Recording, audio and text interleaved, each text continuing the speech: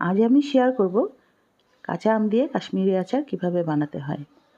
আমি প্রায় 4 কেজি আম নিয়ে নিয়েছি। সুন্দর করে এগুলো ফালি করে কেটে নিয়েছি এবং ভালো করে ধুয়ে নিচ্ছি।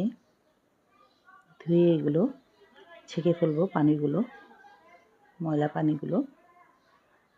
পরবর্তীতে আবার আমি 2-3 ঘন্টা পানিতে আমগুলো চুবিয়ে রাখবো। এতে যে টকগুলো আছে সেই টকগুলো বের হয়ে যাবে। ধুয়ে মুছে একেবারে আমি কাপড় দিয়ে পানিটা টেনে নিলাম, বসাই দিলাম চুলায়। আম দিয়ে দিলাম, আমের সাথে দিয়ে দেবো আমি, যেহেতু আমার 3.5 কেজি নেওয়া হয়েছে, 3.5 কেজি আমের ফালির মধ্যে আমি প্রায় 2 কেজি চিনি দেব। দিয়ে দেব 4 টেবিল চামচ সিরকা। সিরকা দিলে কাশ্মীরি আচারটা সারা বছর বয়মে রেখে খেতে পারবেন।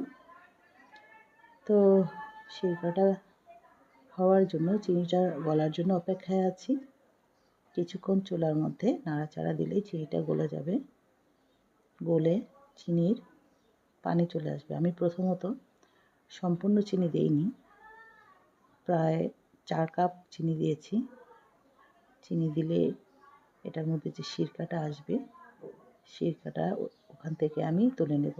তো দিয়ে দিলাম শুকনো মরিচের ফালি। দেখতেই পাচ্ছেন এখানে বরফ চলে আসছে এবং চিনির শিরাটা কতটুকু হয়ে আসছে।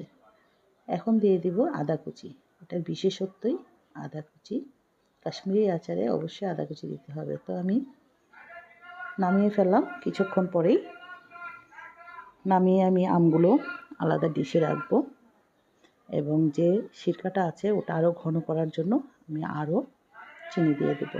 যেহেতু আমার 3.5 কেজি আমের মধ্যে প্রায় 2 কেজি চিনি লেগেছে।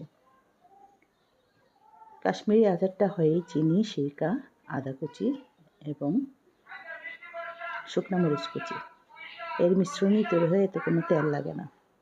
তো অপেক্ষার পালা, জাল দিতে থাকলাম সিরকাটা হয়ে আসার জন্য। আমি এখানে দিয়ে দিছি স্বাদ মতো খাবারের লবণ এবং 2 টেবিল চামচ বিট লবণ।